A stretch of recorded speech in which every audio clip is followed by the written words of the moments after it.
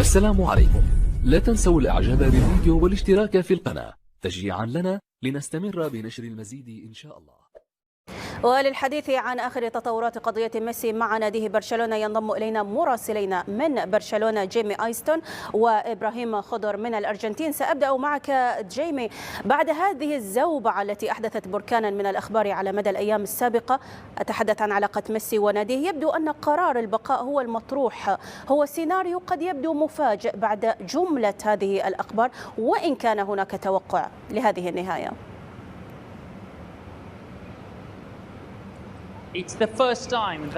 هذه المرة الأولى التي نرى فيها احتمالية بقاء ميسي في نادي برشلونة، لنرى ما الذي سيصرح به والد ميسي وعائلة ميسي. إذا تأملنا في الجماهير أو الشخص الذي يقف وراءنا، الكل يطلب من ميسي أن يتحدث ويدلي بدلوه.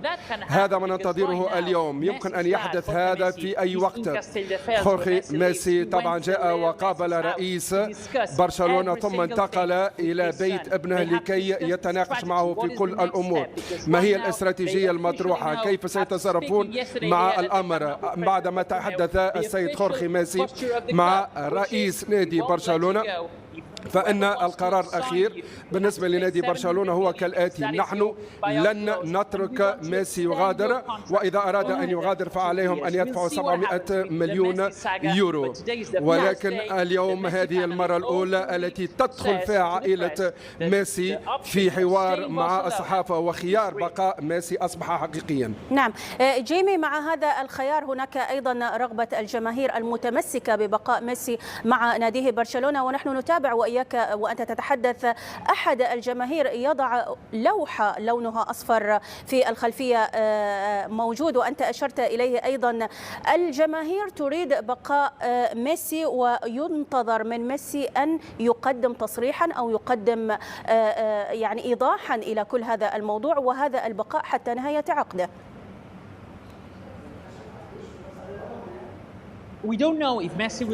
لا نعرف إن كان ميسي سيدلي بتصريح أم لا، ولكن مثل ما قلنا خورخي ميسي انتقل إلى بيت ابنه، وهناك أيضا رودريغو أخ ميسي يشارك في هذه المناقشات يوم الأمس وفي الاجتماع مع رئيس نادي برشلونة في المكتب الذي هو خلفي. طبعا لم يسمح لدخول رجال الأعلام، وقيل وأن هذه مسألة رياضية ولكن ليست مسألة قانونية. ولكن ما وقع فهمه يوم الأمس وأن المسألة غير سهلة بالمرة، ومغادرة ميسي لن تكون سهلة بالمرة، لأن أي فريق آخر يريد من ميسي أن يلتحق فإن عليه أن يدفع تلك الغرامة المقدرة على الأقل ب 700 مليون يورو، وهذا ليس بالأمر الهين. لا نعرف ما الذي سيحدث، الكل في علم الغيب في الوقت الراهن، ولكن الأمور أصبحت هادئة بعض الشيء بعدما ذاك اللقاء الذي أجراه خورخي ميسي مع رئيس نادي برشلونة.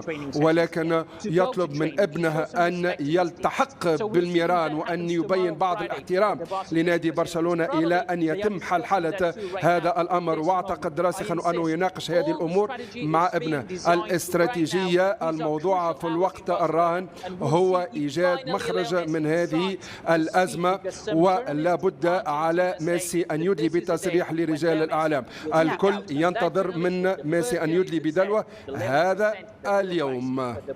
جيمي أرجو أن تبقى معنا، سننتقل إلى الأرجنتين وإبراهيم خضر المتواجد هناك. إبراهيم، زيارة والد ميسي واجتماعه ببارتوميو، أتحدث عن اجتماعه يوم أمس الأربعاء، لم تكن تبشر بالخير. جاءت إجابات خورخي يعني عن مستقبل ابنه، مرة قال أنه من الصعب أن يستمر ليو، ومرة قال لا أعرف أي شيء، ثم تغيرت الأمور بأنه سيبقى الآن. أي استراتيجية هذه نتحدث عنها الآن؟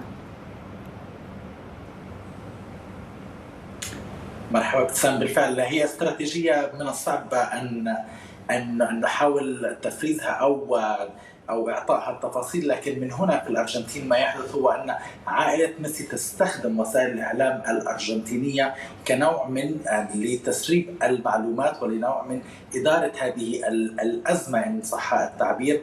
بالأمس بدأنا نرى في الإعلام الأرجنتيني من يقولون هناك حتى نسبة 90% أنه ميسي سيبقى في برشلونة، وأن اليوم غالبا ما ستحسم هذه الأمور كما حدث الأسبوع الماضي. العائلة وميسي ومن محيطه يستخدم شبكات التلفزة والصحف الأرجنتينية لبث هذه المعلومات عالميا كما حدث الأسبوع الماضي مع شبكة TYC أو TC سبورتس، واليوم مرة أخرى شبكات ومحطات أرجنتينية تقول أنه غالبا ما سيتم حسم هذا الموضوع.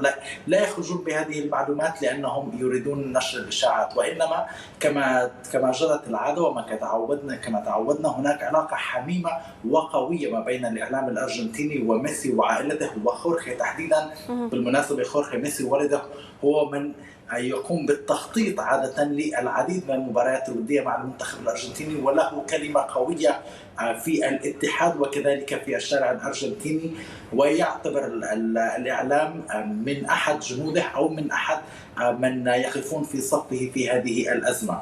وبالتالي هنا من الأرجنتين يبدأون بالتنبؤ أو ببث هذه المعلومات بأن غالبا سيكون هناك اتفاق، سيكون هناك بقاء لميسي في برشلونة لأنه يخدم مصلحة الطرفين، لكن بالتأكيد ربما تكون هذه استراتيجية للعائلة في الوقت الراهن.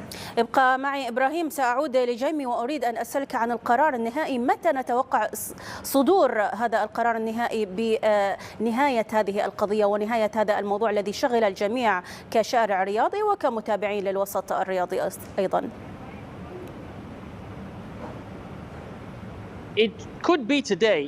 اليوم هو اليوم المشهود فيما يتعلق بمسألة ميسي، ونعتقد وأن القرار النهائي سوف يقع الإعلان عنه اليوم، وسوف يتخذ محامو ميسي القرار الصائب، ولكن هو في الوقت الراهن يناقش الأمور القانونية. ومثل ما قلنا يوم الأمس كان هناك اجتماع بين خورخي ميسي ورئيس نادي برشلونة، واليوم يتناقش ميسي في الأمور القانونية مع المحامي. مثل ما قلت لك هناك استراتيجية متبعة من خورخي ميسي ومن ابنه. هل سيتحدث ميسي مع الإعلام؟ نعتقد ذلك اليوم أو في أقصى الحالات يوم الغد سوف يتحدثون عن الخطوة الموالية، ولكن ليس بإمكانهم أن يغيروا الاستراتيجية بين عشية وضحاها. لابد أن تمر الأمور بإنسيابية. ومعي هذا الضيف هذا المحب يقول ميسي دلاكارا، ميسي نريد منك أن تبين وجهك. لماذا تريد من ميسي أن يبين وجهه وأن يتحدث مع الإعلام؟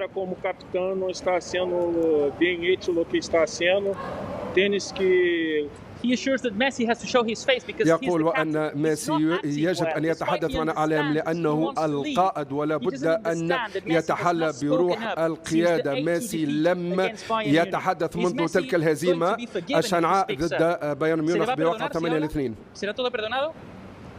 Será difícil porque como está sendo já está mareando lá afición nos outros pelo.